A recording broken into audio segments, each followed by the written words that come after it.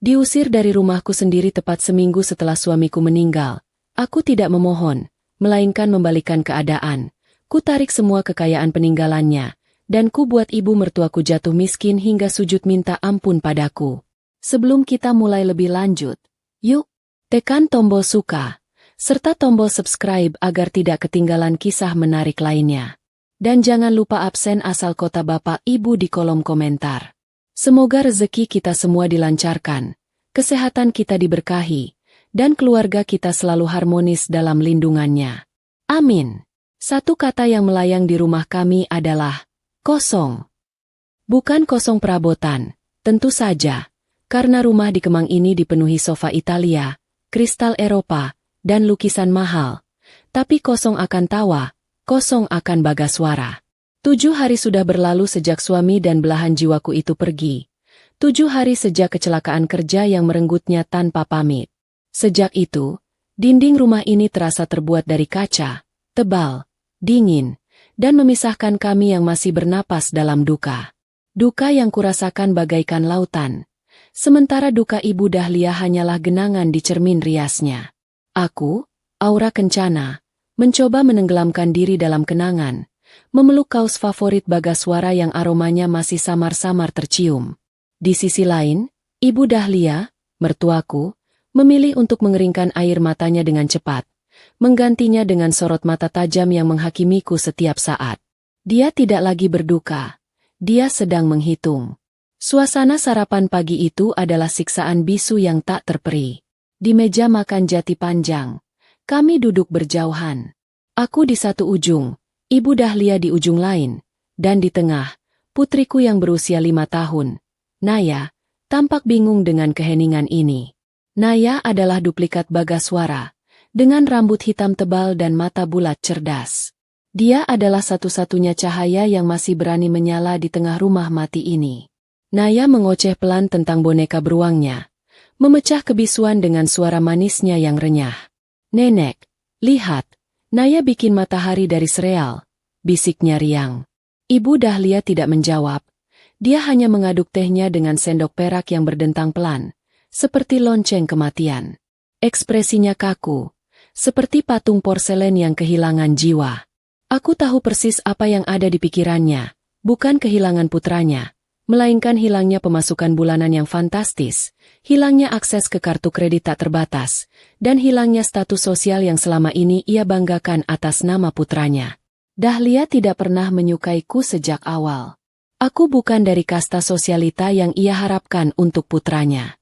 Aku hanyalah seorang desainer interior lepas dengan latar belakang keluarga sederhana. Sejak hari pertama pernikahan, ia selalu memandangku sebagai barang impor murah, yang entah bagaimana berhasil mencuri putra mahkota, Bagaswara. "Kau dan anakmu itu hanya menumpang hidup," pernah ia desiskan saat aku hamil Naya. Bagaswara selalu membelaku, selalu menenangkanku dengan caranya yang jenaka dan penuh cinta. Dia akan memelukku erat dan berbisik, "Mereka cemburu pada cahaya MU, sayang. Rumah ini milik kita, bukan mereka. Lagi pula, siapa yang bayar cicilannya kalau bukan kita berdua? Kami memang membeli rumah ini berdua, dengan uang kami berdua, jauh sebelum Bagaswara menduduki posisi puncak di perusahaan ayahnya. Itu adalah benteng kami, yang kini ia tinggalkan padaku." Makan pagi selesai tanpa ada yang bicara sepatah kata pun. Naya turun dari kursinya, membawa mainannya, dan berjalan ke arah Ibu Dahlia, mencoba meraih tangan keriput itu. "Nenek, Naya mau main di taman, temani ya?" Dahlia menarik tangannya dengan gerakan cepat, nyaris kasar, seolah Naya adalah hama. "Jangan sentuh nenek. Kau membuat sarapanku jadi tidak enak," katanya dengan suara dingin dan menusuk. Wajah Naya langsung meredup. Matanya yang tadi berbinar seketika digenangi air mata. Aku segera berlari, memeluk putriku. Hatiku serasa disayat sembilu melihat tatapan terluka di mata kecilnya. Saat itu juga, sesuatu yang lebih keras dari duka mulai tumbuh dalam diriku. Amarah yang membeku.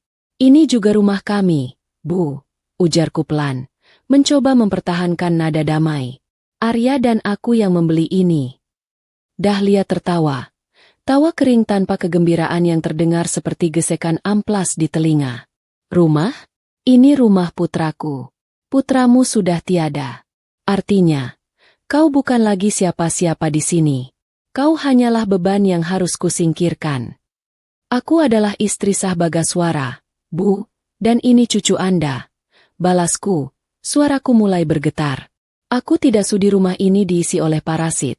Bentaknya. Kata-kata itu melukaiku lebih dalam daripada pisau. Kau dan anak itu, angkat kaki. Besok pagi, pergi, sebelum aku panggil polisi dan mengusir kalian secara paksa. Diusir dari rumah yang kubeli bersama Bagaswara, 7 hari setelah kematiannya, di hadapan putriku sendiri. Dunia di sekelilingku seolah runtuh. Tapi, di tengah kehancuran itu, aku melihat Naya yang polos, yang masih memeluk bonekanya dan memandangku dengan mata penuh tanya. Demi anak ini, aku tidak boleh hancur.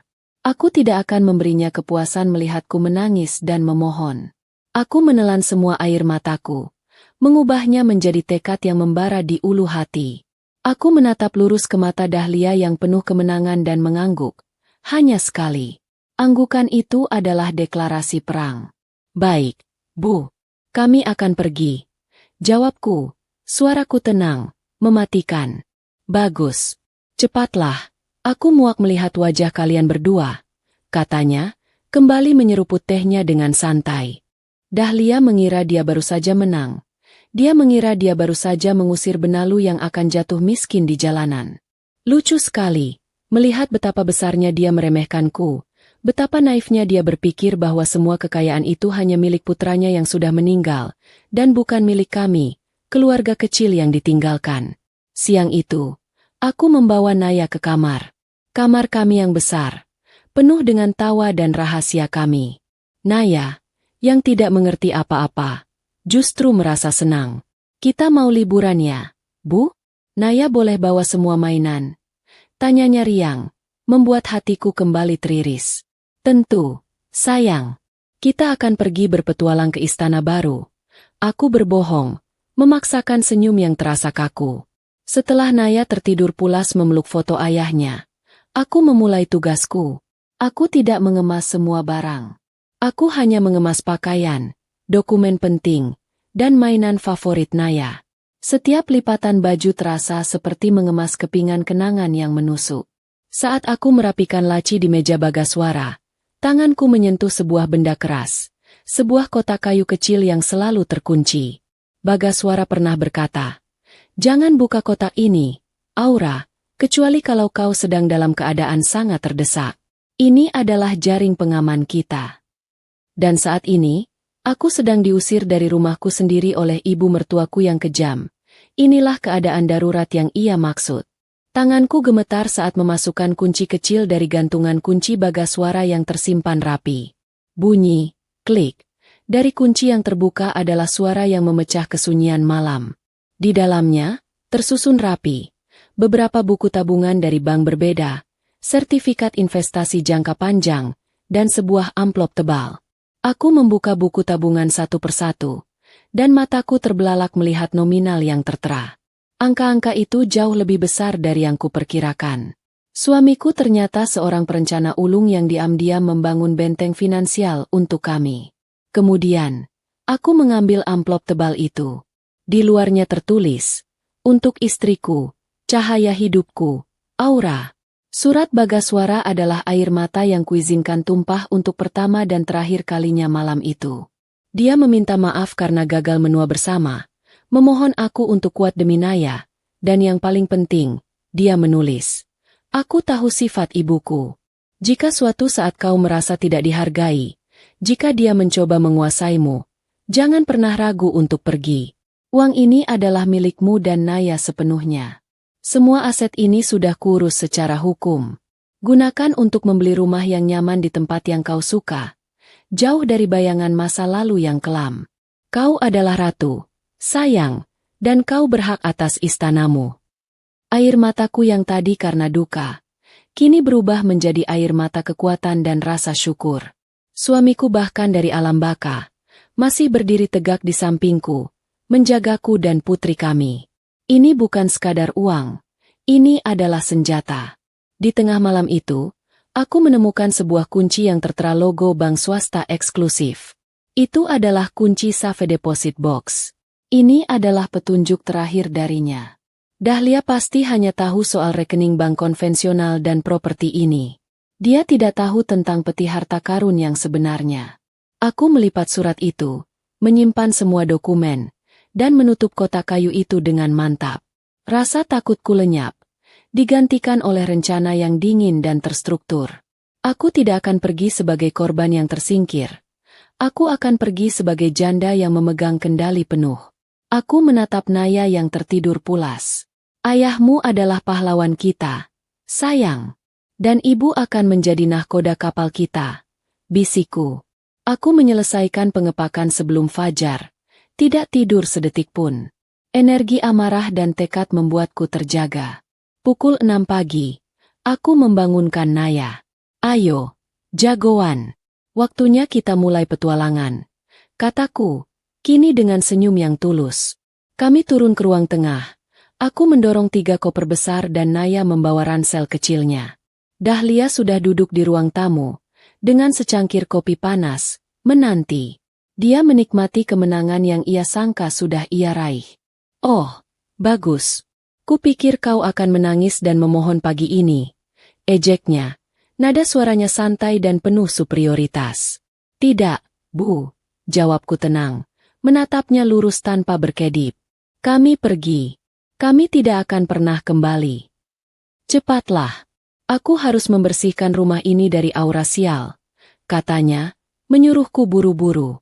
Saat aku membuka pintu depan, Naya berbalik ke arah neneknya dan melambaikan tangan dengan riang.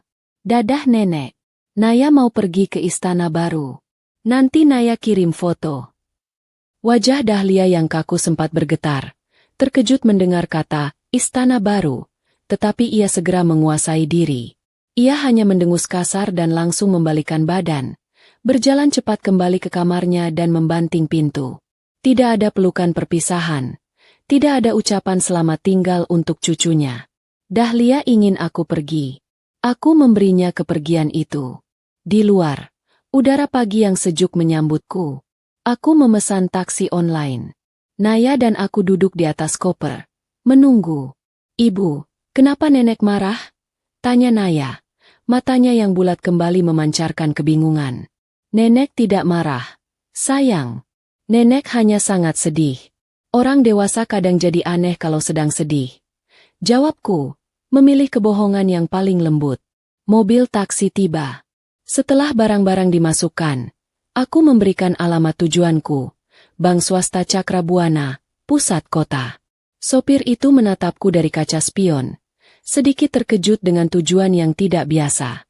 Saat mobil mulai melaju, aku menoleh ke belakang, menatap rumah itu untuk terakhir kalinya. Aku melihat tirai kamar Dahlia sedikit tersibak.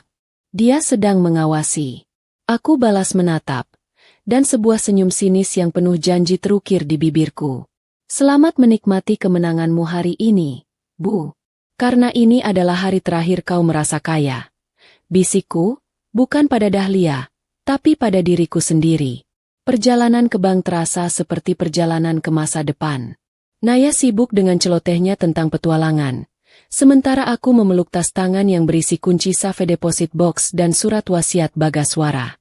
Gedung Bank Swasta Cakrabuana menjulang tinggi, terbuat dari kaca dan baja yang megah. Aku menarik napas panjang sebelum melangkah masuk. Aku masuk sebagai Aura, janda yang diusir. Aku harus keluar sebagai Aura, pemegang kendali kekayaan yang tak terduga. Aku langsung menuju meja layanan prioritas. Aku Aura Kencana. Aku ingin mengakses safe deposit box atas nama Bagaswara Adinata. Ujarku tenang. Suaraku memantul di ruangan yang sunyi dan ber-AC itu. Tak lama, seorang pria berjas rapi menyambutku. Namanya Pak Pranata. Dia adalah manajer cabang. Selamat datang, Bu Aura. Saya turut berduka cita. Katanya tulus, mengantarkanku ke ruang privat. Setelah memeriksa dokumen dan surat wasiat Bagaswara yang telah disahkan, Pak Pranata mengangguk. Pak Bagaswara benar-benar seorang perencana yang sangat teliti. Bu, Semua sudah diatur untuk Anda dan Nona Naya. Dia membuka safe deposit box di hadapanku. Di dalamnya, ada berkas-berkas properti, surat-surat saham perusahaan, dan obligasi pemerintah. Jumlahnya luar biasa. Jauh melebihi apa yang ada di buku tabungan. Inilah benteng utama yang disiapkan Bagaswara. Aku ingin menarik semua dana likuid dari rekening gabungan, mencairkan obligasi yang jatuh tempo, dan memindahkan semua saham serta aset ini ke rekening baru, atas namaku pribadi, di bank yang berbeda, ujarku lugas. Aku tidak mau bertele-tele. Aku tidak boleh terlihat bingung atau lemah. Pak Pranata sedikit terkejut, melihat kecepatan dan ketegasanku, tapi dia profesional. Tentu, Bu, untuk mencairkan asetnya, kami butuh waktu 1x 24 jam. Apakah Ibu memiliki rencana lain yang bisa saya bantu? Ya, jawabku, tersenyum dingin.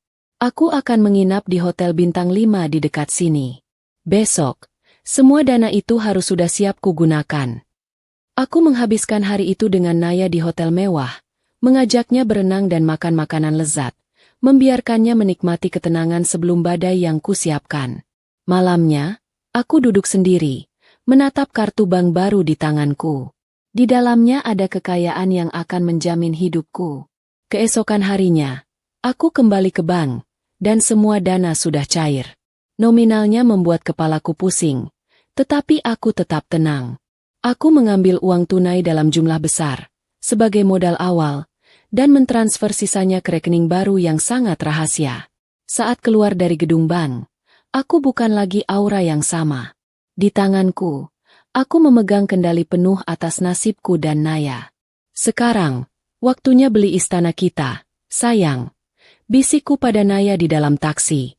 Aku langsung menuju kawasan Puri Indah, rumah yang telah kulihat di situs properti. Aku bertemu dengan agen properti bernama Ibu Ratna.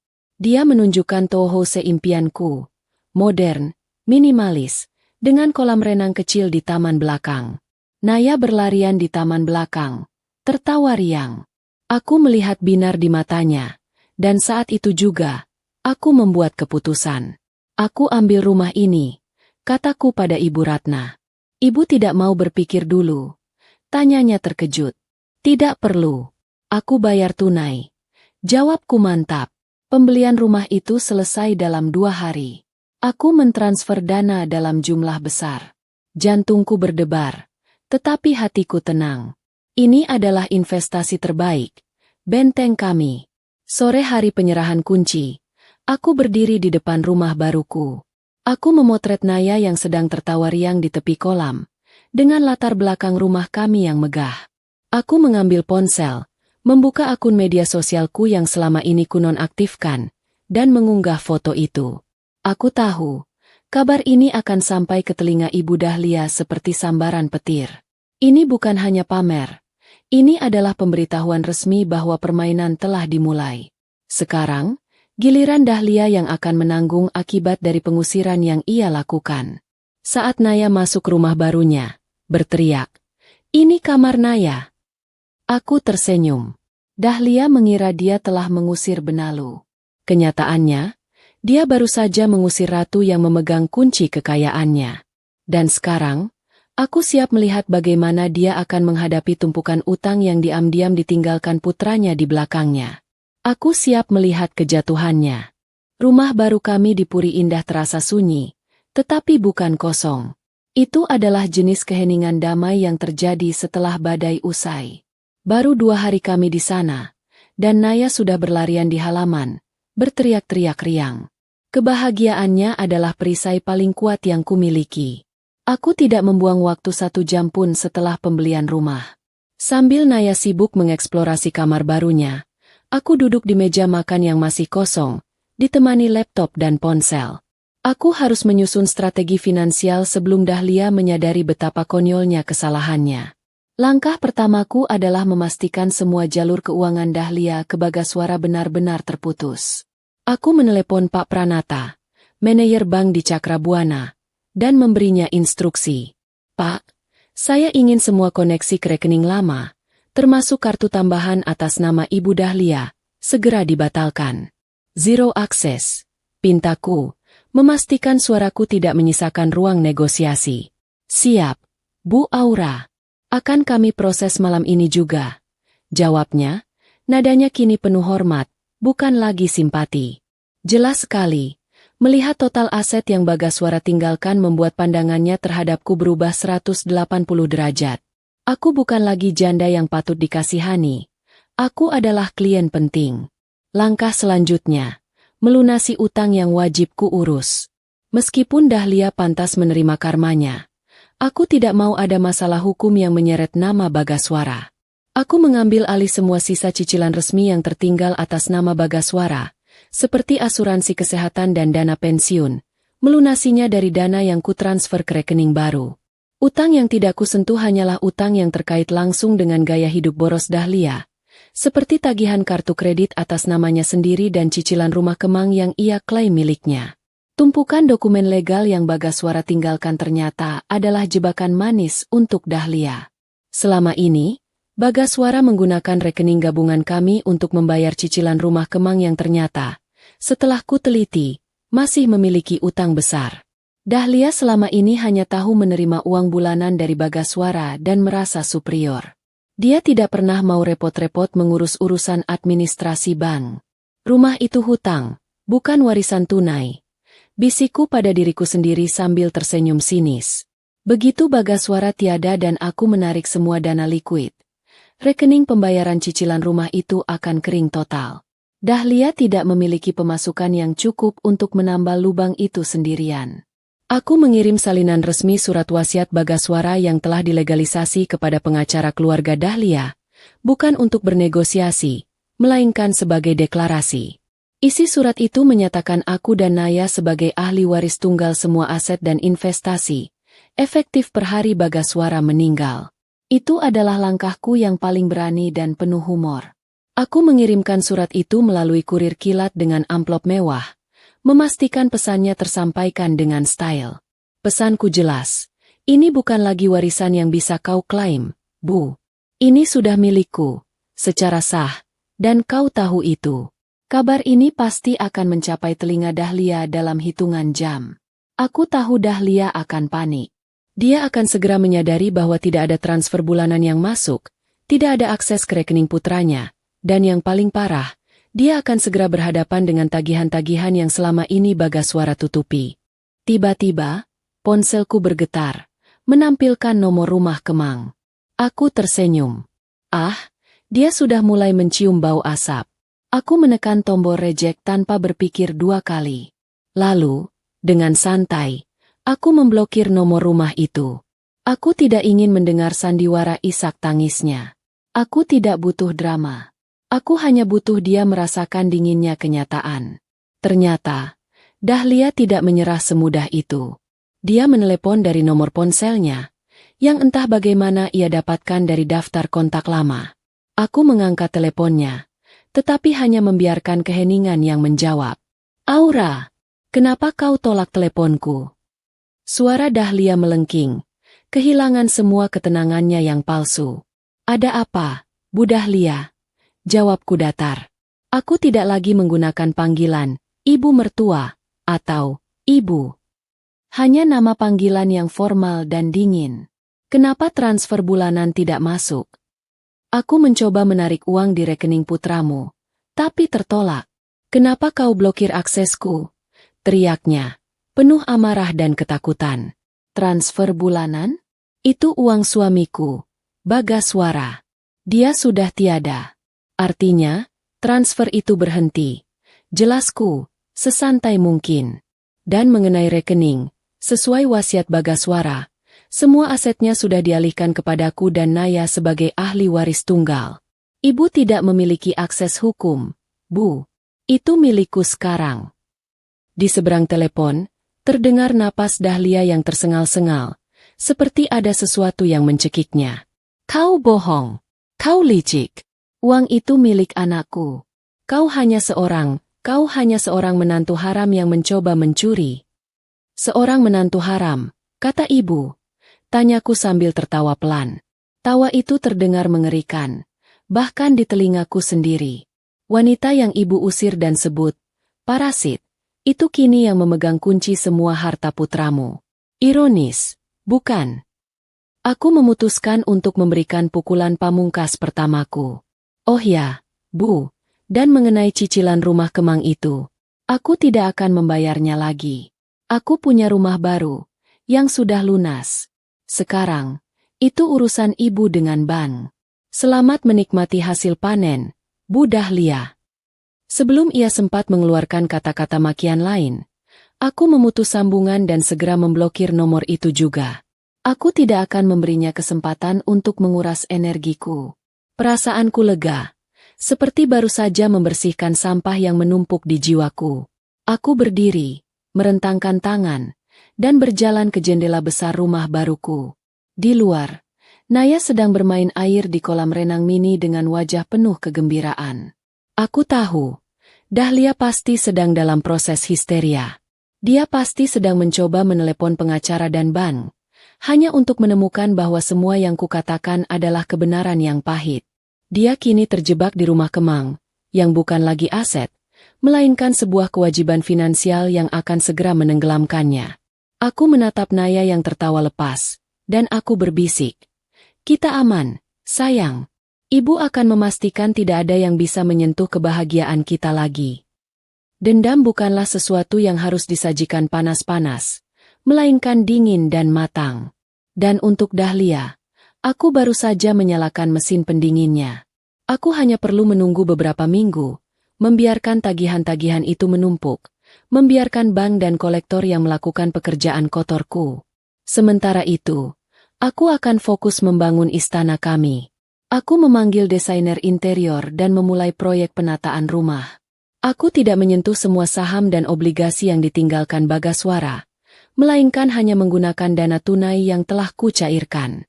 Aku berjanji pada diri sendiri, investasi Bagaswara harus terus berkembang, demi masa depan Naya. Aku juga mulai merencanakan butik dan kafe impianku. Aku menyewa sebuah ruko strategis di dekat kompleks Puri Indah. Uang yang kugunakan untuk ini adalah uangku sendiri, dari hasil pencairan dana tabungan gabungan yang selama ini kukira tidak seberapa. Kehidupanku berbalik 180 derajat. Dulu, aku adalah seorang istri yang hidup di bawah bayangan kesuksesan suami, dengan mertua yang meremehkan. Kini, aku adalah pemilik aset besar, single mother yang mendirikan kerajaannya sendiri, dan yang paling penting, aku bebas. Aku sering memimpikan Bagaswara, dan dalam mimpi itu, dia selalu tersenyum bangga. Dia tahu aku kuat. Dia tahu aku bisa. Aku harus berterima kasih pada Dahlia. Tanpa pengusirannya yang kejam, aku mungkin akan selamanya terperangkap dalam duka dan bayangan suamiku. Pengusiran itu adalah dorongan yang kubutuhkan untuk bangkit, mengambil kendali, dan menggunakan semua senjata yang telah disiapkan Bagaswara untuk kami. Dahlia mengira dia sedang membersihkan rumahnya dari sampah. Dia tidak tahu. Dia baru saja melempar berlian berharga yang justru menimpa kepalanya sendiri. Aku hanya perlu bersabar. Drama di Kemang baru saja dimulai, dan aku, Aura Kencana, akan menjadi penonton terbaik di kursi paling depan. Minggu-minggu pertama adalah masa paling menyenangkan dalam hidupku. Setelah tragedi itu, rasanya seperti baru keluar dari penjara yang sangat mewah. Aku sibuk menata townhouse baru kami, memilih furnitur, memilah warna cat, dan yang paling penting, mengawasi Naya yang setiap hari menemukan sudut baru untuk dijadikan tempat bermain. Kami menghabiskan malam-malam dengan memesan makanan cepat saji, berkemah di ruang tamu yang masih kosong melompong, dan menonton film kartun dengan proyektor mini. Kegembiraan Naya adalah bumbu paling lezat dalam menu balas dendamku. Melihatnya tertawa lepas, bebas dari aura dingin dan tatapan menghakimi Ibu Dahlia, adalah hadiah yang tak ternilai. Dia tumbuh subur di lingkungan baru yang penuh cahaya matahari dan udara segar. Kami berdua mulai melupakan rumah Kemang, yang kini terasa seperti mimpi buruk yang samar-samar. Di sisi lain kota, aku tahu, mimpi buruk itu baru saja dimulai untuk Dahlia. Mesin pendingin yang ku setel kini bekerja dengan sempurna. Aku tidak perlu repot-repot memaki atau berdebat dengannya. Para profesional dari bank dan lembaga keuangan yang akan melakukan pekerjaan itu. Aku membiarkan seminggu penuh berlalu sebelum aku melakukan gerakan kecilku yang berikutnya. Sebuah taburan garam di atas luka yang menganga. Aku menghubungi Pak Pranata dan meminta informasi tentang semua aset yang tidak masuk dalam surat wasiat utama. Ternyata, ada sebuah rekening investasi kecil yang Bagaswara buat secara diam-diam, yang ia niatkan sebagai dana darurat untuk hadiah ulang tahun kejutan Dahlia. Dana itu tidak tertera jelas dalam wasiat utama, dan secara otomatis, setelah batas waktu tertentu, akan masuk rekening ahli waris.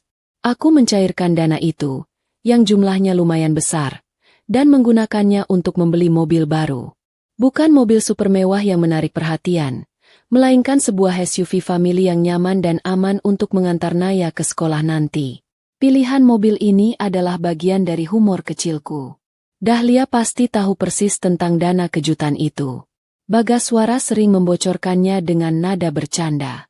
Begitu ia sadar dana itu hilang, dia akan tahu siapa yang mengambilnya, dan dia akan tahu betapa cermatnya aku memangkas semua sumber dayanya, bahkan yang paling kecil dan tersembunyi. Aku tidak hanya membeli mobil, aku juga memamerkannya. Aku memotret Naya yang berpose lucu di kursi belakang mobil, yang masih terbungkus plastik, dengan rumah baru kami sebagai latar.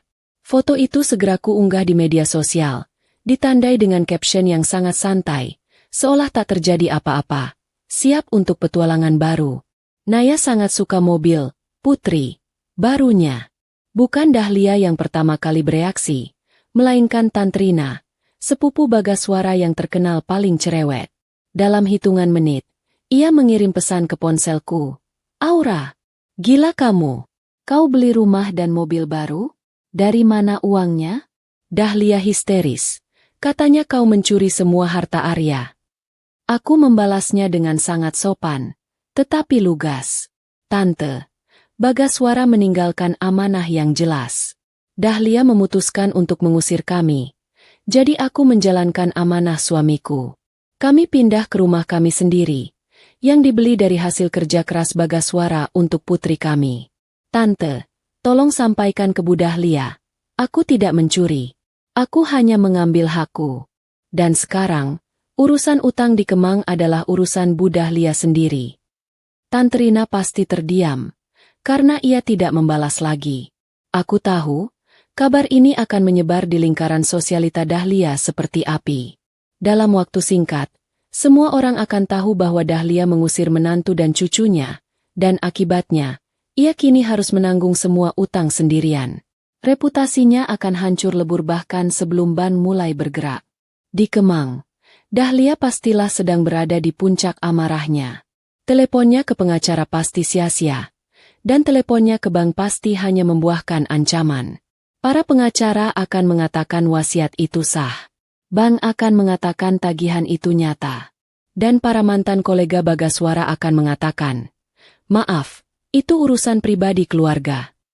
Aku membayangkan wajahnya yang memerah, rambutnya yang acak-acakan, saat ia menyadari tidak ada satupun bantuan yang datang. Selama ini, dia hidup dalam gelembung status sosial palsu, mengira bahwa koneksi dan uang putranya akan selalu melindunginya. Sekarang, gelembung itu pecah.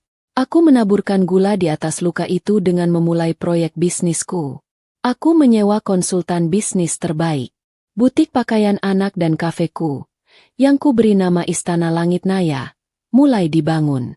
Aku menggunakan desainku sendiri, memastikan setiap sudutnya nyaman dan penuh keceriaan. Aku ingin bisnis ini sukses bukan hanya untuk uang, tetapi untuk membuktikan bahwa aku bisa berdiri sendiri, tanpa bergantung pada nama Bagaswara atau keluarganya. Semua ini terasa seperti permainan catur yang ku menangkan dengan indah. Setiap langkahku adalah respons langsung terhadap kekejaman Dahlia. Dia mengusirku, aku beli rumah baru. Dia menuduhku parasit, aku bangun bisnisku sendiri. Dia ingin aku miskin, aku justru memperkaya diriku dan putriku. Saat aku meninjau lokasi ruko yang sedang direnovasi, aku menerima panggilan lagi, kali ini dari pengacara keluarga Dahlia. Nyonya Kencana. Nyonya Dahlia meminta Anda melunasi cicilan rumah Kemang. Dia bilang itu adalah kewajiban moral almarhum. Katanya, suaranya terdengar sangat hati-hati. Kewajiban moral. Aku tertawa kecil. Tolong sampaikan ke Bu Dahlia. Kewajiban moralnya sebagai nenek sudah ia buang saat dia mengusir cucunya dari rumah. Lagi pula, jika itu kewajiban moral, kenapa dia tidak menjual perhiasannya yang mahal untuk melunasinya? Tapi Nyonya, jika rumah itu disita, reputasi keluarga akan hancur. Itu bukan lagi urusanku, Tuan Pengacara. Potongku. Aku punya rumah baru, yang sudah lunas. Dan kurasa kehancuran reputasi itu setimpal dengan penderitaan yang ia sebabkan pada putriku. Sampaikan juga, aku harap ia menikmati proses penyitaan itu. Selamat bertugas. Aku menutup telepon. Rasanya seperti baru saja memenangkan pertarungan sengit di arena tinju, tetapi aku bahkan tidak perlu mengotori tanganku. Para pembantu Dahlia, para pengacara, dan bank, semuanya menjadi alatku untuk membalaskan dendam. Beberapa hari kemudian, Naya dan aku sedang mencoba salah satu resep kue coklat untuk kafe, saat bel rumah berbunyi. Seorang kurir mengantarkan paket. Itu adalah surat resmi dari bank, ditujukan ke alamatku. Isinya adalah surat pemberitahuan tunggakan cicilan rumah Kemang, yang sudah masuk bulan ketiga. Ternyata, bank sudah mulai mengirimkan surat peringatan ke semua pihak yang terkait dengan properti itu, termasuk aku sebagai mantan pemilik gabungan. Aku tersenyum puas. Aku tahu surat seperti ini pasti sudah menumpuk di meja ruang tamu Dahlia, tetapi surat-surat itu datang tanpa Bagaswara yang menanganinya, tanpa uang yang menutupinya. Aku menyimpan surat itu di laci. Aku tidak akan bertindak apa-apa. Aku hanya akan membiarkan waktu yang melakukan pekerjaannya.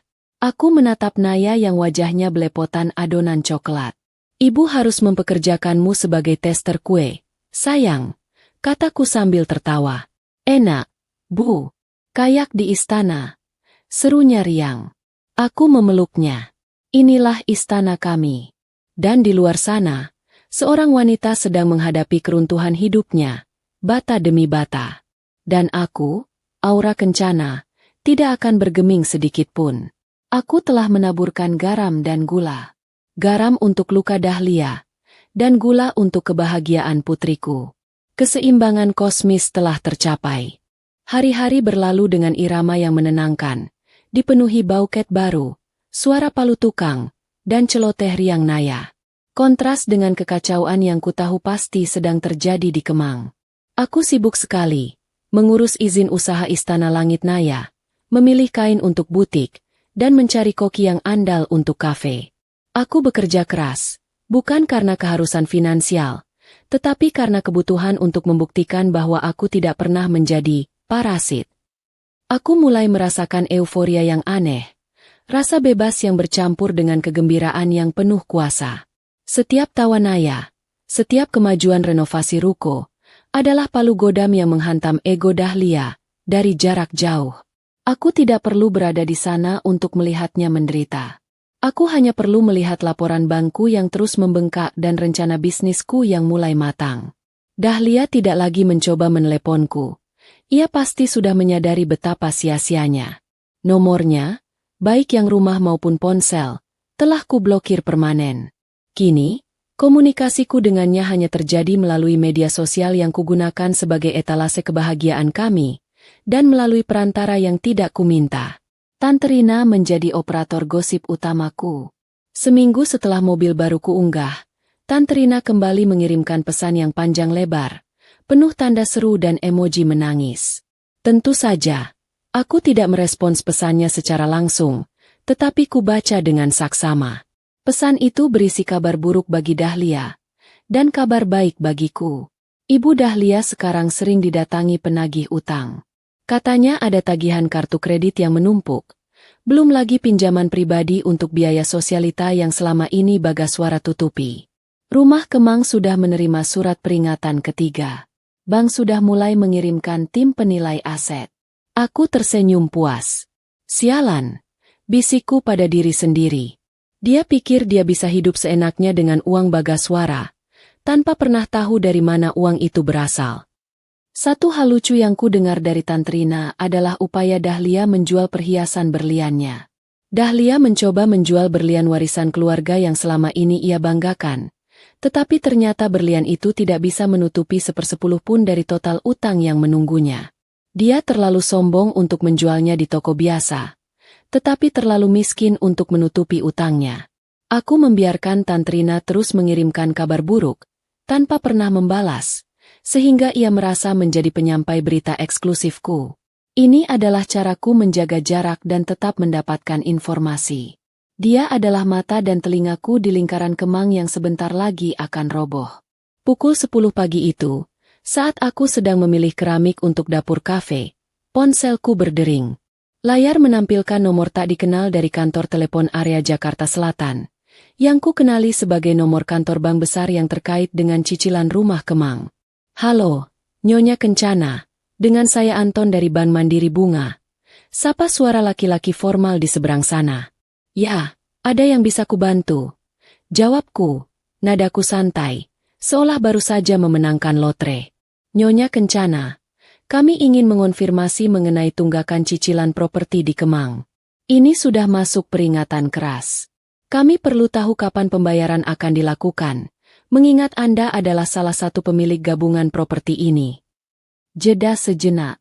Ini adalah momen yang kutunggu-tunggu, berhadapan langsung dengan eksekutor Dahlia. Oh, rumah yang itu, kataku, membuat nada bicaraku seolah-olah sedang mengingat sesuatu yang tidak penting. Aku sudah pindah, Pak. Aku sekarang tinggal di Puri Indah, di rumahku yang baru. Rumah yang di Kemang. Itu urusan Ibu Dahlia. Dia yang mengusirku. Dia yang harus bayar. Terdengar suara helaan napas berat dari Pak Anton. Tapi Nyonya, secara hukum, Anda masih terdaftar sebagai salah satu penanggung jawab kredit. Jika properti itu disita, ini akan berdampak buruk pada riwayat kredit Anda. Aku tertawa kecil, tawa yang tulus dan menenangkan. Pak Anton, aku baru saja membeli properti lain secara tunai. Riwayat kreditku saat ini sempurna. Aku tidak khawatir sama sekali. Dan jika Anda perlu menyita rumah di Kemang, silakan. Itu akan membuat Ibu Dahlia belajar tentang pentingnya menghargai keluarga. Itu adalah pelajaran yang ia perlukan. Dan jujur, aku berharap proses penyitaan itu berjalan cepat. Tetapi, Nyonya, tidak ada, tetapi, Pak, potongku tegas. Uang tunai dan semua asetku kini berada di bank lain, yang tidak ada hubungannya dengan rumah itu. Aku bersedia menanggung dampak riwayat kredit, demi melihat keadilan ditegakkan. Sekarang, tolong alihkan semua pemberitahuan ke Ibu Dahlia. Dia yang masih tinggal di sana. Dia yang masih menikmati kemewahan hutang itu. Setelah keheningan yang lama, Pak Anton, yang bingung dengan tanggapanku, akhirnya menyerah. Baiklah, Nyonya Kencana. Kami akan mencatat pernyataan Anda. Terima kasih. Aku menutup telepon dan merasakan beban di dadaku terangkat total. Aku telah secara resmi memberitahu bank bahwa aku tidak akan membayar sepeser pun, dan aku tidak peduli dengan konsekuensinya. Aku telah memilih kebebasan emosional di atas ketakutan finansial. Sejak saat itu, telepon dari bank dan lembaga keuangan lainnya tidak pernah berhenti. Mereka mencariku sebagai penjamin kedua yang mudah, tetapi aku selalu menjawab dengan tenang, mengarahkan mereka kembali ke Kemang. Aku punya rumah baru yang lunas. Silakan sita saja rumah yang lama itu. Menjadi mantraku. Sore itu, aku membawa Naya ke taman kompleks. Naya bermain dengan riang di ayunan, sementara aku duduk di bangku, membaca laporan perkembangan bisnisku. Kehidupanku kini terasa seperti novel yang ditulis ulang, dengan bab-bab yang lebih cerah dan lebih kuat. Tiba-tiba, ponselku bergetar. Sebuah surel masuk dari pengacara keluarga Dahlia. Subjeknya, permintaan pertemuan mendesak. Isinya singkat. Nyonya Dahlia ingin bertemu secara pribadi dengan Anda, di tempat netral, untuk membahas penyelesaian masalah properti dan keuangan yang mendesak. Wajahku tersenyum simpul. Ah, akhirnya. Setelah semua penolakan dari bank dan pengacara, Dahlia pasti sudah mencapai titik terendah. Dia tidak punya pilihan selain datang kepada parasit yang ia usir. Aku membalas surel itu segera. Isi balasan, tentu. Aku tidak punya masalah untuk bertemu. Namun, Aku sangat sibuk. Aku akan menghubungimu minggu depan untuk menentukan waktu. Sampai saat itu, selamat menikmati waktu Anda. Aku tidak akan terburu-buru. Aku akan membiarkan dia menunggu, membiarkan rasa frustrasi dan kepanikan menggerogotinya. Aku ingin dia merasakan setiap detik dari kemiskinan yang akan datang. Aku ingin dia tahu bahwa waktuku jauh lebih berharga daripada semua uangnya. Aku menatap Naya yang melompat kegirangan dari ayunan. Bu, sudah selesai mainnya. Ayo kita beli es krim. Ayo, sayang, jawabku, berdiri dan menggandeng tangannya. Aku meninggalkan surel itu tanpa dihiraukan. Urusan dengan Dahlia bisa menunggu. Kebahagiaan putriku, itu yang utama. Dahlianya sudah mulai sujud secara tidak langsung. Aku hanya perlu menunggunya datang dan sujud di depanku. Dan momen itu, ku yakin, akan segera tiba. 1 minggu berlalu setelah surel permintaan pertemuan dari pihak Dahlia ku terima, dan aku sengaja tidak membalasnya. Aku membiarkan pengacara Dahlia mengirimkan 2 surel pengingat lagi yang bernada semakin mendesak. Aku tahu, setiap jam penundaan adalah siksaan batin bagi Dahlia yang kini hidup di bawah bayang-bayang penyitaan. Aku menggunakan waktu itu untuk menyelesaikan proyek besarku, Istana Langit Naya. Ruko 2 lantai di area komersial Puri Indah itu kini hampir rampung. Lantai bawah adalah kafe bergaya shabby chic dengan sudut bermain anak yang luas. Sementara lantai atas adalah butik pakaian anak yang menjual rancanganku sendiri. Aku sengaja membuat kafe ini ramah dan nyaman untuk para ibu, memastikan tempat ini akan menjadi magnet bagi komunitas elit yang kutargetkan. Proyek ini, yang seharusnya kumulai bertahun-tahun lalu, kini terasa sebagai persembahan terindah untuk Bagaswara. Dia selalu mendukung impianku untuk berbisnis. Setiap detail kecil, mulai dari pemilihan mesin kopi profesional hingga lampu gantung kristal di butik, terasa seperti membangun benteng baru bagi harga diri dan kemandirianku. Aku tidak lagi menggantungkan statusku pada nama almarhum suami. Aku membangunnya dengan tanganku sendiri. Di tengah kesibukanku, aku akhirnya memutuskan untuk membalas surel dari pengacara Dahlia. Aku memilih lokasi pertemuan, Istana Langit Naya, di ruang kerjaku yang baru, di lantai 2 butik, yang kini sudah dilengkapi dengan meja kerja kayu jati yang megah. Isi balasanku sangat singkat dan berwibawa. Tuan pengacara, aku bersedia bertemu. Kamis, pukul 11 pagi.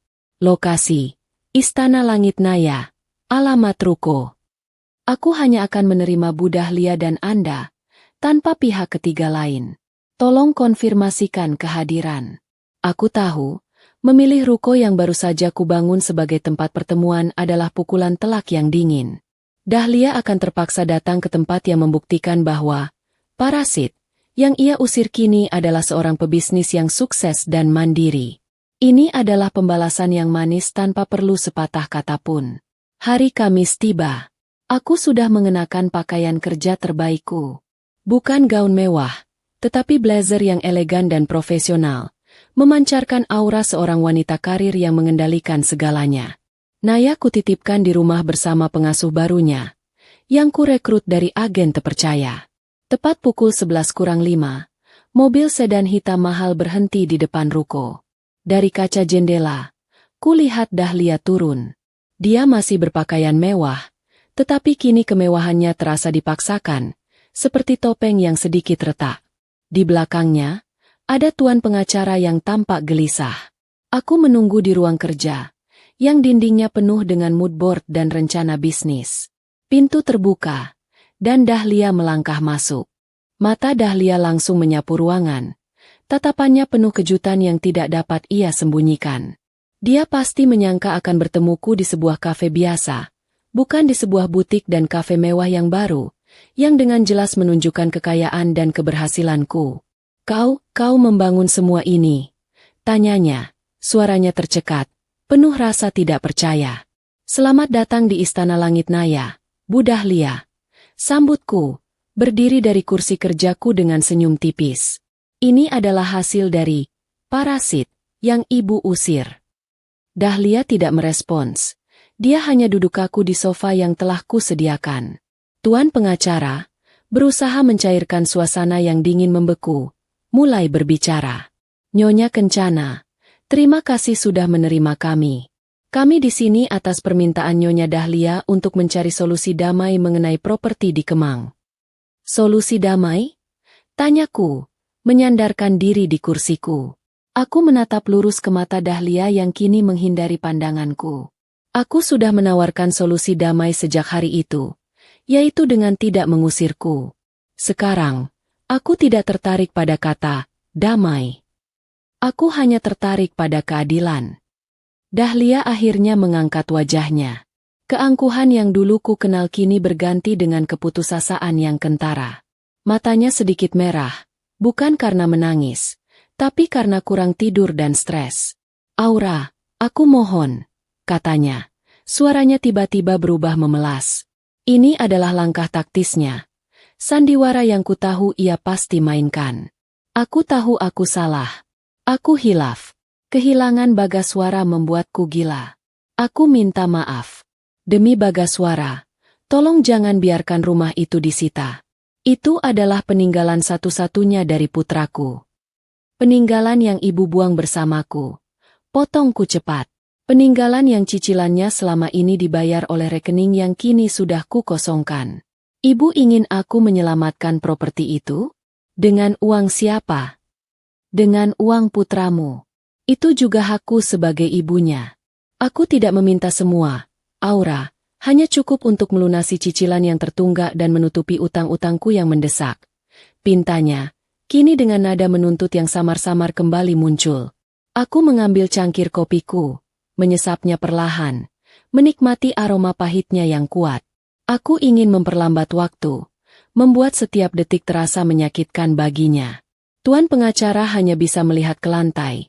Jelas merasa sangat tidak nyaman. Bu Dahlia, kataku, meletakkan cangkir itu kembali dengan bunyi denting yang nyaring. Aku akan jujur. Aku tahu ibu tidak pernah tulus. Permintaan maaf ibu tidak datang dari hati, melainkan dari rasa takut dan kantong yang kosong. Aku punya bukti transferku, yang ku kirimkan ke bank lain. Lanjutku. Aku bisa melunasi cicilan rumah Kemang sekarang juga, bahkan tanpa menjual selembar saham pun. Uangku, uang Bagaswara untuk Naya, lebih dari cukup. Wajah Dahlia langsung berbinar penuh harapan. Kalau begitu, Aura, tolonglah. Namun, aku tidak akan melakukannya. Potongku, senyumku menghilang, digantikan oleh ekspresi dingin dan serius. Aku tidak akan membuang sepeser pun uang Bagaswara untuk menyelamatkan rumah yang ibu gunakan untuk mengusir cucu ibu sendiri. Rumah itu, bagiku, adalah simbol rasa sakit. Aku harap bank segera menyitanya. Harapan di wajah Dahlia seketika padam, digantikan oleh kemarahan yang membara. Kau perempuan jahat. Kau sengaja melakukan ini. Kau ingin melihatku hidup di jalanan. Aku hanya ingin ibu belajar. Jawabku tenang. Aku ingin ibu tahu rasanya diusir. Dan aku ingin ibu tahu rasanya melihat aset yang ibu klaim jatuh ke tangan orang lain. Itu adalah harga yang harus ibu bayar untuk menyebut Naya, parasit. Dan jangan khawatir, ibu tidak akan hidup di jalanan. Dahlia menatapku dengan mata penuh kebencian, tetapi tuan pengacara segera menahannya. Nyonya Dahlia, mohon tenang. Aku berdiri. Tuan pengacara, tolong sampaikan ke bank bahwa aku, Aura Kencana, tidak akan membayar cicilan properti Kemang. Biarkan proses penyitaan berjalan. Dan untuk Ibu Dahlia, kataku, menatapnya dari atas. Aku tidak memberikan uang. Tapi aku berjanji, aku akan memastikan ibu tidak sampai tidur di jalanan. Karena aku tidak ingin Bagaswara di surga melihat ibunya menderita. Aku akan membiarkan ban menyita rumah itu, menjual perabotan ibu yang mahal, dan setelah semua selesai, aku akan memberimu sesuatu. Sebuah bantuan, bukan karena cinta, tapi karena Bagaswara. Sekarang, pertemuan selesai. Dahlia menatapku dengan mata nanar. Ia menyadari ia telah kalah telak. Ia tidak mendapatkan uang, dan ia akan kehilangan rumahnya. Tetapi aku menjanjikan bantuan yang membuat ia terjebak. Ia harus bersabar, menerima kehinaan penyitaan, hanya untuk mendapatkan belas kasihanku di akhir. Dahlia keluar dari butikku dengan langkah berat. Diapit oleh tuan pengacara yang pucat. Mereka meninggalkan bau parfum mahal dan keputusasaan yang pekat. Aku kembali ke mejaku, menarik napas lega, dan tersenyum tulus. Aroma kopi yang ku seduh sendiri di kafeku terasa sangat nikmat. Aku baru saja memenangkan pertempuran penting. Pintu butik akan segera dibuka. Aku kembali bekerja, menata kehidupanku. Sementara nasib Dahlia kini sepenuhnya berada di tangan Ban. 2 bulan berikutnya adalah masa paling sibuk, sekaligus paling tenang, dalam hidupku. Istana Langit Naya resmi dibuka dan langsung disambut antusias oleh para ibu di Puri Indah. Butik pakaian anakku sukses besar, dan kafe kami selalu ramai dengan pesanan latte dan kue coklat Naya. Aku benar-benar menemukan jati diriku sebagai seorang pebisnis mandiri. Jauh dari bayangan istri dan menantu yang lemah. Aktivitas bisnisku menjadi distraksi yang sempurna dari drama Kemang. Aku hampir tidak pernah memikirkan Ibu Dahlia, kecuali ketika Tantrina mengirimkan pesan yang semakin hari semakin putus asa. Isi pesannya selalu sama. Dahlia tertekan, Dahlia sakit-sakitan, Dahlia dikucilkan karena rumahnya didatangi kolektor. Kabar paling menarik adalah drama penyitaan resmi. Karena aku terus menolak membayar dan telah membuat bank yakin bahwa aku tidak peduli dengan riwayat kreditku, sementara Dahlia tidak mampu melunasi tunggakan, bank akhirnya bergerak cepat. Rumah mewah di Kemang yang selama ini menjadi lambang kesombongan Dahlia kini menjadi aset sitaan bank. Penyitaan itu tidak terjadi diam-diam. Aku pastikan itu menjadi tontonan. Tantrina bercerita, bank mengirim tim yang sangat formal dan pengacara, lengkap dengan petugas keamanan, untuk mengunci rumah dan menempelkan papan pengumuman lelang. Para tetangga yang selama ini diacuhkan oleh Dahlia kini menyaksikan kejatuhannya di siang bolong. Dahlia tidak hanya kehilangan rumah, ia juga kehilangan martabatnya di depan lingkaran sosialitanya. Rumah yang ia banggakan, yang ia klaim sepenuhnya miliknya, kini disegel oleh bank. Perhiasan dan barang-barang mewah yang masih tertinggal di dalamnya ikut disita sebagai jaminan. Satu hal yang tidak pernah kuduga, Dahlia melawan. Dia mengunci diri di rumah selama 2 hari, menolak keluar, hingga akhirnya polisi harus datang untuk mengevakuasinya secara paksa. Aku mendengar detail ini dari Tantrina, yang mengirim pesan suara penuh histeria. Kau harus lihat, Aura. Ibu Dahlia menangis di depan pintu. Dia berteriak-teriak mengatakan kau merebut semuanya. Dia bilang kau wanita iblis. Tawaku pecah mendengar pesan suara itu. Aku wanita iblis yang dia usir. Bisikku pada diri sendiri. Setelah rumah Kemang kosong, Dahlia menjadi pengungsi. Tantrina bercerita, Dahlia sempat mencoba menumpang di rumah beberapa kerabatnya. Tapi keangkuhan, sifat pemarahnya yang tidak berubah, dan kebiasaannya menyalahkan orang lain membuat ia tidak betah dimanapun. Kau tidak bisa menyalahkan Aura. Kau yang mengusirnya, Suci. Aku membayangkan suara para kerabat Dahlia yang akhirnya muak, meniru apa yang selama ini kukatakan. Tak lama kemudian, Tantrina melaporkan bahwa Dahlia menyewa sebuah kamar kos kecil di daerah pinggiran kota yang kumuh. Ini adalah kejatuhan yang sempurna.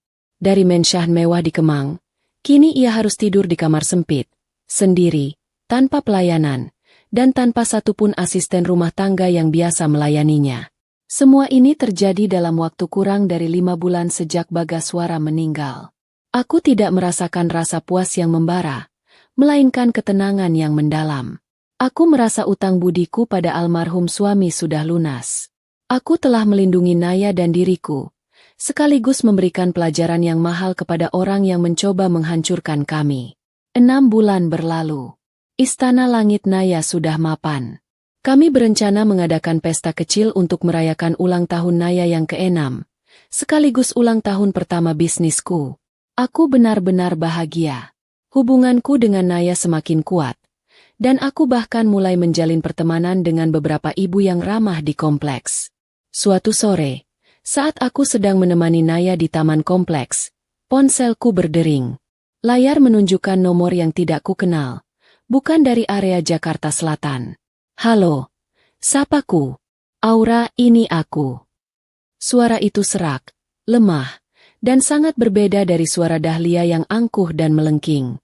Ini adalah suara seorang wanita tua yang lelah, yang telah dipecundangi oleh hidup. Aku diam sejenak, menahan napas. Ya, Bu Dahlia. Bagaimana ibu mendapatkan nomorku? Tidak penting bagaimana. Aku mohon. Aura, aku hanya ingin bertemu. Aku ingin minta ampun. Suaranya bergetar, dan aku bisa mendengar isak tangis yang tulus, bukan sandiwara yang ku dengar di telepon beberapa bulan lalu. Minta ampun. Tanyaku, nadaku datar. Bukankah ibu sudah berjanji akan mendapatkan hak ibu di neraka? Aku sudah kehilangan segalanya. Aura, rumah, uang, teman-teman. Aku hidup sendirian di kamar sempit. Aku sakit. Aku kedinginan. Aku tidak punya siapa-siapa. Rengeknya. Ibu kehilangan segalanya karena pilihan ibu sendiri. Balasku, tanpa emosi. Ibu memilih uang daripada cucu ibu. Ibu memilih keangkuhan daripada hati nurani. Itu adalah konsekuensi, Bu. Aku tahu. Aku tahu aku salah besar. Aku mohon. Aura, tolong berikan aku bantuan yang kau janjikan. Aku tidak kuat lagi. Aku menoleh ke arah Naya, yang sedang tertawa sambil mengejar kupu-kupu. Wajahnya yang damai adalah pengingatku bahwa aku telah memenangkan segalanya. Baiklah, Bu Dahlia, kataku, akhirnya. Aku tidak akan membiarkan ibu menderita sampai mati di kamar kos. Itu akan membuat Bagaswara sedih di surga. Dan aku tidak ingin itu terjadi. Aku akan memberimu bantuan. Benarkah? Terima kasih. Aura, terima kasih. Serunya histeris, seolah baru saja mendapat harapan hidup. Tapi ada syaratnya, Bu Dahlia. Kataku, memotong euforianya. Kita akan bertemu. Bukan di kafe, dan bukan di tempat netral. Ibu akan datang ke tempatku. Dan ibu akan melakukan apa yang kuminta. Apapun, Aura, aku akan melakukan apapun.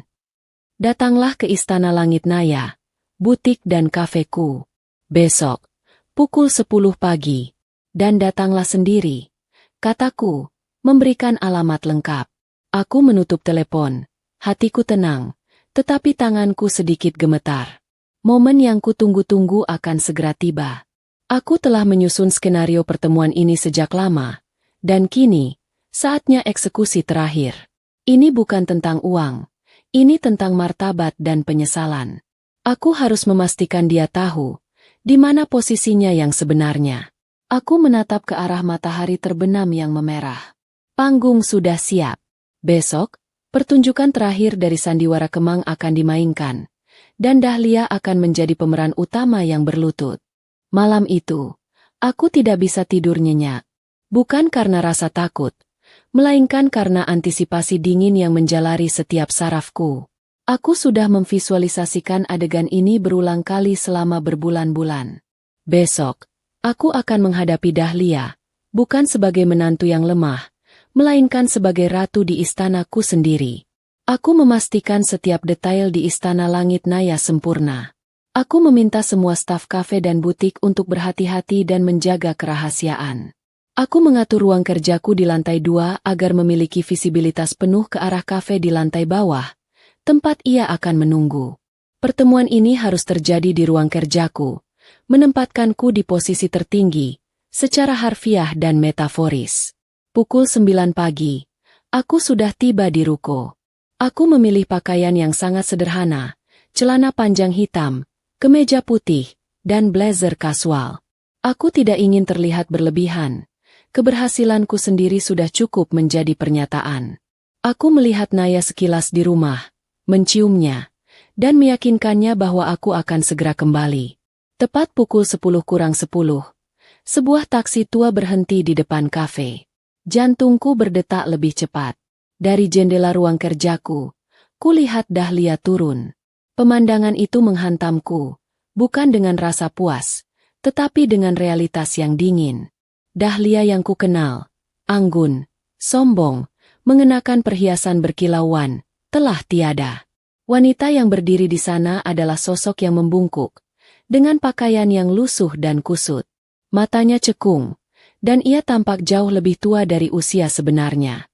Semua aura kemewahan yang ia pinjam telah hilang total. Dia melangkah masuk ke kafe yang ramai.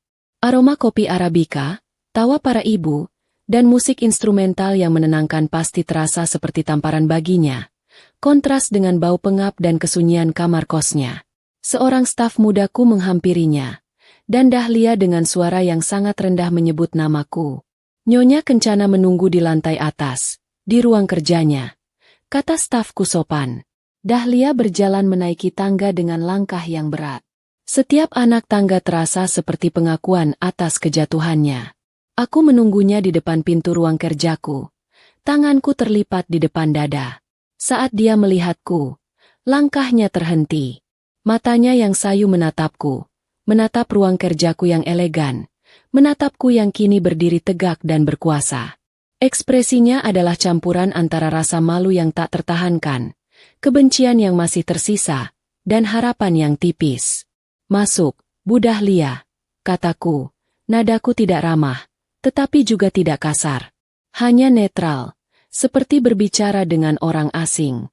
Dia masuk dan duduk di kursi yang kutunjuk, tanpa diundang. Aku kembali duduk di belakang meja kerjaku. Posisiku sudah jelas. Aku yang memimpin.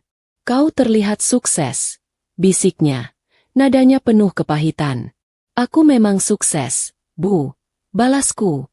Aku sukses karena aku bekerja keras dan tidak mengusir orang lain dari rumahnya sendiri. Dia menghela napas panjang. Semua sandiwara keangkuhan telah habis. Aura, aku datang ke sini untuk meminta ampun, seperti yang ku katakan. Aku tahu aku salah. Aku telah kehilangan segalanya. Rumah Kemang sudah dilelang. Aku hidup dalam kemiskinan. Aku tidak punya apa-apa lagi. Aku mohon, tolonglah aku. Demi Bagaswara.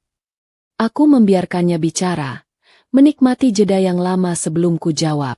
Ibu ingin aku menolong ibu. Bantuan yang ku janjikan. Aku akan memenuhinya. Tapi ada satu hal yang harus ibu lakukan dulu. Apapun, Aura, aku akan melakukannya. Aku akan memohon maaf di depan Bagaswara jika kau mau, katanya. Tidak. Aku tidak butuh sumpah palsu, kataku. Aku menunjuk ke arah sudut ruangan yang ku tinggalkan kosong. Di Kemang, ibu mengusir putriku, cucu ibu sendiri, dan menyebutnya parasit. Ibu merampas kebahagiaan anak itu. Aku ingin ibu memohon ampunan itu bukan padaku, tapi pada Bagaswara, di hadapanku. Dahlia menatapku bingung. Maksudmu, kau ingin aku sujud padamu? Tidak padaku, tapi pada apa yang ia tinggalkan. Jawabku. Aku mengambil sebuah bingkai foto yang kuletakkan tersembunyi. Itu adalah foto pernikahan kami. Bagaswara tersenyum lebar, memelukku dengan penuh cinta. Foto itu melambangkan segala yang telah ia korbankan dan ia tinggalkan. Aku ingin ibu berdiri di sudut itu, berlutut, dan sujud. Bukan di kakiku, tapi di hadapan foto putra ibu. Perintahku, suaraku rendah dan dingin. Sujud dan akui semua kesalahan ibu.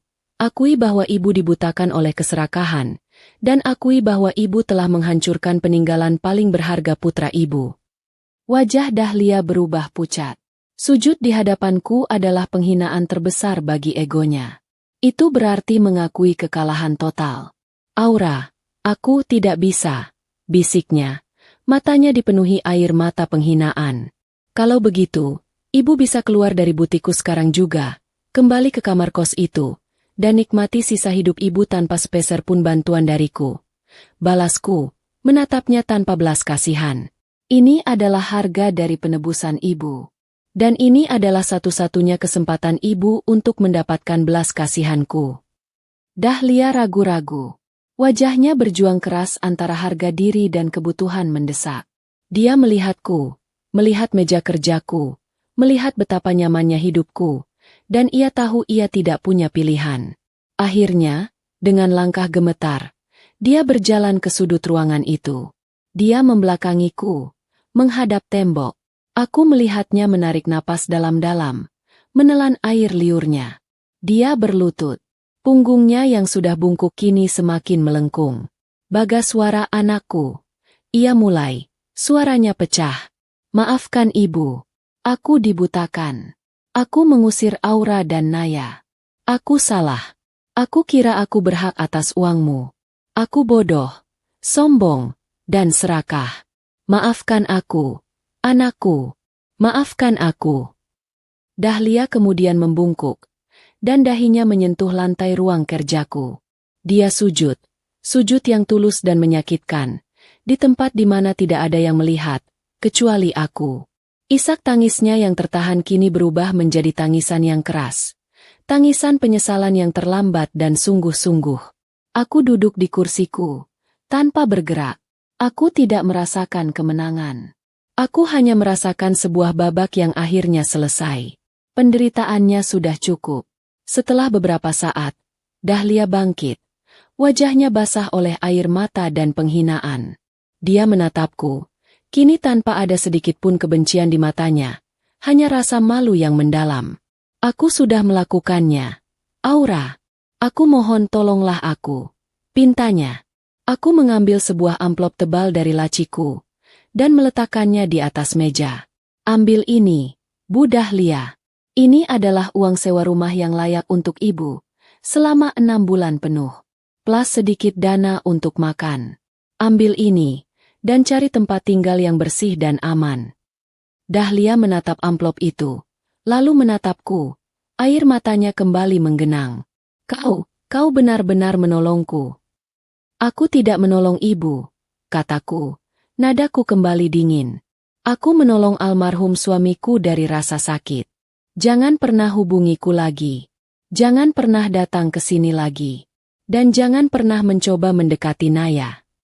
Dahlia meraih amplop itu dengan tangan gemetar.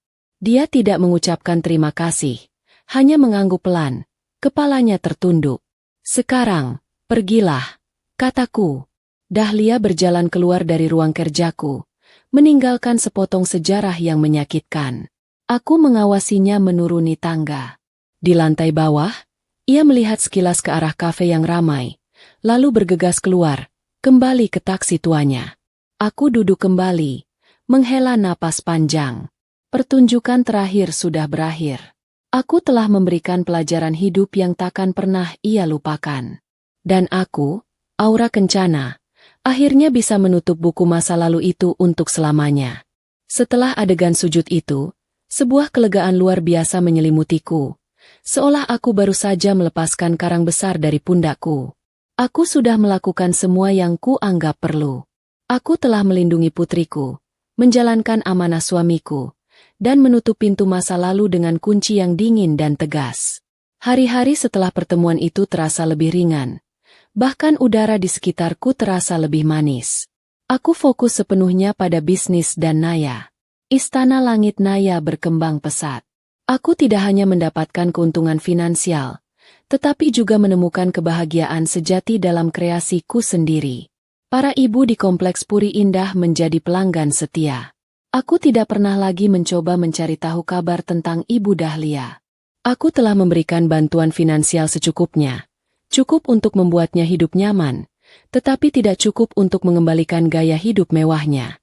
Itu adalah harga dari kebebasanku. Tugasku selesai. Dahlia kini hanyalah bayangan samar di lembar cerita yang telah kulipat rapi. Naya berulang tahun yang ke-6, dan perayaannya berlangsung meriah di Istana Langit Naya. Seluruh kafe kusulap menjadi taman peri, sesuai permintaan Naya. Melihatnya tertawa, meniup lilin dengan mata penuh harap, adalah obat penawar paling mujarab untuk semua luka lamaku.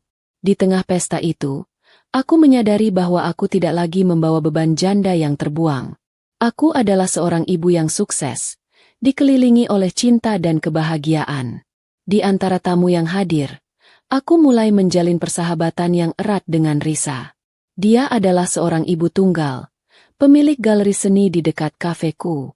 Kami sering berbagi cerita tentang tantangan membesarkan anak sendirian dan mengelola bisnis. Persahabatan ini sangat berharga, karena ia memberiku tempat bersandar yang kubutuhkan, sesuatu yang Bagaswara ingin aku temukan. Risa adalah orang yang mengenalkanku pada Damar.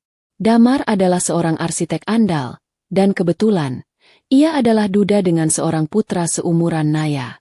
Pertemuan kami awalnya hanya sebatas obrolan singkat saat menjemput anak-anak yang kini menjadi teman sepermainan yang tak terpisahkan. Anak-anakku, Naya, dan putra Damar, Bima, adalah magnet yang menarik kami mendekat. Mereka sering membuat ulah lucu bersama, dan kami, sebagai orang tua tunggal, harus bekerja sama untuk mengatasi kenakalan mereka. Kami sama-sama mengerti bagaimana rasanya merindukan pasangan yang telah tiada, tetapi juga sama-sama bersemangat membangun kembali kehidupan. Damar adalah pria yang hangat, sabar, dan sangat menghargai perjuanganku. Dia tidak pernah mencoba mengisi posisi Bagaswara, tetapi dia berdiri di sampingku, memberikan dukungan yang sehat dan dewasa. Dia menghargai Istana Langit Naya dan bangga melihatku menjadi wanita yang mandiri. Perlahan, tanpa kusadari, hatiku yang beku karena duka dan dendam, mulai mencair karena kehangatan dan rasa hormat yang ia berikan. Aku belajar bahwa mencintai lagi tidak berarti mengkhianati Bagaswara. Itu adalah melanjutkan janji kehidupan yang ia inginkan untukku. Aku merasa bahagia, benar-benar bahagia, untuk pertama kalinya sejak ia pergi. Suatu hari Minggu yang cerah, Damar, Bima, Naya, dan aku berencana pergi piknik ke kebun raya di luar kota. Kami berdua sudah cukup nyaman untuk bepergian bersama sebagai satu keluarga besar. Damar menjemput kami dengan mobilnya yang besar dan nyaman. Naya dan Bima duduk di belakang, sibuk dengan permainan mereka, sementara aku duduk di kursi depan, di samping Damar. Di tengah perjalanan, mobil kami berhenti di sebuah persimpangan lampu merah yang padat. Jalanan di sini adalah perbatasan antara kawasan elit dan pinggiran kota yang lebih tua. Mataku tanpa sengaja tertuju pada halte bus di sisi jalan. Halte itu penuh sesak dengan orang-orang yang menunggu transportasi umum. Di antara kerumunan yang lusuh itu, aku melihatnya. Seorang wanita tua, berdiri sendiri, dengan bahu terkulai dan pakaian yang sangat biasa. Dia memegang tas belanjaan kain yang sudah usang dan menatap kosong ke arah jalanan. Itu adalah Ibu Dahlia. Waktu seolah berhenti berputar. Dia terlihat jauh lebih tua dari yang kuingat. Wajahnya yang dulu sombong kini dihiasi garis-garis kelelahan dan kepahitan. Rambutnya yang memutih diikat seadanya. Dia tampak sakit dan sendirian. Seolah merasakan tatapanku, dia menoleh. Tatapan kami bertemu melalui kaca mobil yang bersih. Aku melihat keterkejutan yang singkat di matanya, diikuti oleh kesadaran pahit, dan kemudian, rasa iri yang membakar. Dia melihatku di dalam mobil mahal, di samping seorang pria yang tampan dan baik, dengan putriku yang tertawa bahagia di kursi belakang. Dia melihat bukti nyata dari kehidupan yang ia buang. Di mataku, aku tidak merasakan kebencian. Tidak ada rasa puas yang brutal. Yang ada hanyalah rasa netral, ketenangan. Dia hanyalah bayangan, orang asing yang pernah ku kenal. Ibu, lihat apa itu? Suara Naya dari kursi belakang memecah keheninganku. Naya menjulurkan kepalanya ke depan, mencoba melihat apa yang menarik perhatianku. Aku tersentak kembali ke masa kini. Aku segera menoleh ke belakang, memberikan senyum termanisku pada putriku, dan mengelus rambutnya. Bukan siapa-siapa, sayang, jawabku lembut. Hanya masa lalu yang sudah kita tinggalkan jauh di belakang. Damar melirikku sekilas. Tatapannya penuh pengertian. Dia tidak bertanya, tetapi dia tahu. Lampu lalu lintas berubah menjadi hijau. Damar menginjak pedal gas, dan mobil kami melaju dengan mulus, meninggalkan persimpangan itu. Aku tidak menoleh ke belakang lagi. Aku menatap lurus ke depan, ke jalanan yang membentang luas. Aku bisa melihat bayangan halte bus itu di kaca spion, semakin mengecil, semakin kabur, hingga akhirnya lenyap di telan jarak. Dahlia sudah sujud, dan aku sudah memberikan pelajaran termahal padanya.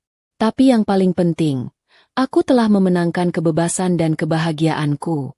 Aku meraih tangan Damar, meremasnya pelan.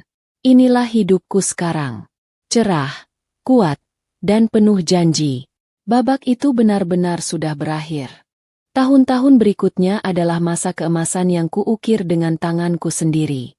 Kehidupan kami beranjak dari sekadar bertahan hidup menjadi berkembang pesat. Istana Langit Naya menjadi brand terkenal di kalangan ibu-ibu metropolitan. Aku membuka cabang butik kedua dan mulai mempertimbangkan waralaba. Aku tidak lagi menjadi Aura Kencana, janda Bagaswara, tetapi Aura Kencana, pengusaha sukses yang statusnya didasarkan pada kerja keras, kreativitas, dan tekadku yang tak tergoyahkan. Naya dan Bima tumbuh bersama, layaknya saudara kandung. Ikatan yang terjalin di antara mereka adalah kebahagiaan terbesar bagiku dan Damar. Damar adalah seorang arsitek andal, dan kami berdua sama-sama tahu bahwa kami tidak mencari pengganti, melainkan mencari partner untuk membangun kembali keluarga. Damar adalah pria yang hangat, sabar, dan sangat menghargai perjuanganku. Dia menghargai Istana Langit Naya dan bangga melihatku menjadi wanita yang mandiri. Perlahan, tanpa kusadari, hatiku yang beku karena duka dan dendam, mulai mencair karena kehangatan dan rasa hormat yang ia berikan. Aku belajar bahwa mencintai lagi tidak berarti mengkhianati Bagaswara. Itu adalah melanjutkan janji kehidupan yang ia inginkan untukku. Kami memutuskan untuk meresmikan hubungan kami, tidak terburu-buru, tetapi dengan fondasi cinta, rasa hormat, dan tujuan bersama yang kokoh. Kami tidak mengadakan pesta mewah, tetapi sebuah acara sederhana dan intim yang hanya dihadiri oleh keluarga dekat. Pada hari pernikahanku dengan Damar, aku tidak merasakan kesedihan, hanya nostalgia yang manis. Aku berdiri di depan cermin, mengenakan gaun putih yang dirancang oleh desainer terbaik, dan aku tidak pernah merasa sekuat atau seindah ini. Aku adalah bukti nyata bahwa penderitaan bisa diubah menjadi kekuatan. Naya dan Bima adalah pengiring pengantin kami yang menggemaskan. Saat bertukar janji dengan Damar, aku tidak pernah melupakan janji pertamaku pada Bagaswara, untuk bahagia. Aku mencintaimu, Damar, ku ucapkan dengan lantang dan tulus. Di akhir pesta, Naya datang memelukku, matanya berbinar. Mama, ayah Bagas pasti senang lihat kita, katanya polos. Ya, sayang, jawabku, mencium keningnya. Ayah Bagaswara pasti bangga. Pernyataan Naya adalah penutup yang sempurna untuk babak kehidupanku yang lama. Aku tidak lagi membawa beban masa lalu. Aku tidak lagi membawa rasa duka. Aku hanya membawa cinta dan kekuatan. Aku, Aura Kencana, telah memenangkan segalanya. Dendamku berakhir bukan dengan kehancuran, melainkan dengan kehidupan baru yang diisi oleh cinta, kemandirian, dan warisan abadi dari seorang suami yang tahu bagaimana melindungi ratu dan putrinya. Meskipun aku sudah memaafkan dan melanjutkan hidup, terkadang masa lalu memiliki cara aneh untuk mengirimkan kabar terbaru. Aku tidak pernah mencari tahu tentang Ibu Dahlia, tetapi Tantrina tetap menjadi reporter setiaku, meskipun balasanku selalu singkat. 6 tahun setelah pengusiran itu, Tantrina mengirim pesan yang sangat berbeda dari biasanya. Tidak ada tanda seru. Tidak ada emoji menangis. Hanya kalimat pendek, yang penuh dengan ketenangan yang aneh. Isi pesannya, Aura, Tante cuma mau kasih kabar. Ibu Dahlia meninggal tadi malam. Dia sudah tenang sekarang. Aku membaca pesan itu di ruang kerjaku, di atas meja yang dulu menjadi saksi adegan sujudnya. Aku meletakkan ponselku dan menyandarkan punggung ke kursi. Aku tidak merasakan apa-apa. Tidak ada kesedihan. Tidak ada kepuasan. Hanya sebuah bab yang benar-benar final, ditutup. Aku mengambil kunci mobil, memutuskan untuk mengunjungi makam Bagaswara sendirian. Itu adalah tempat yang selalu membuatku merasa damai. Di sana, aku berdiri di antara dua nisan yang terpisah jauh. Bagaswara, suamiku yang kucintai, dan kini, makam yang berjarak beberapa meter, makam Ibu Dahlia. Ternyata, sisa-sisa keluarga besar memutuskan untuk menguburkannya di sana, di pemakaman keluarga. Aku menaruh bunga di nisan Bagaswara terlebih dahulu, menceritakan padanya tentang Damar, Naya, dan kebahagiaan kami. Kemudian, aku berjalan ke makam Dahlia. Aku menatap nisan itu. Nama dan tanggal lahirnya terukir di batu. Dia sudah tiada. Wanita yang pernah menjadi musuh terbesarku kini hanyalah debu. Aku tidak membawa bunga untuknya. Aku hanya berdiri, dan kemudian kuputuskan untuk mengucapkan kata-kata perpisahanku yang terakhir. Ibu Dahlia, bisikku, suaraku rendah dan hanya didengar oleh angin. Aku harap ibu menemukan kedamaian yang hilang saat Bagaswara pergi. Aku harap ibu mengerti. Aku tidak merebut kekayaan ibu. Aku hanya mengambil milikku. Dan aku harap ibu belajar, di akhir hidup ibu, bahwa cinta dan keluarga lebih berharga daripada semua uang di dunia. Aku tidak berlutut. Aku tidak menangis. Aku hanya membungkuk sedikit, sebagai tanda penghormatan terakhir pada ibu dari suamiku. Aku berbalik dan meninggalkan pemakaman itu, meninggalkan masa lalu yang berdebu dan penuh drama di belakangku. Aku tidak akan kembali lagi ke sana. Aku melangkah ke mobil, menyalakan mesin. Di kaca spion, aku melihat makam itu semakin jauh. Permainan sudah berakhir. Genderang dendam telah lama berhenti berdentum. Aku menyetel radio, dan musik ceria memenuhi mobilku. Aku menyetir kembali ke Puri Indah, kembali ke Istana Langit Naya, kembali ke Damar dan anak-anak. Aku, Aura Kencana, telah memenangkan segalanya. Dan kemenangan terbesarku bukanlah uang, tetapi kemampuan untuk memaafkan, melanjutkan hidup, dan menciptakan kebahagiaanku sendiri, persis seperti yang Bagaswara harapkan.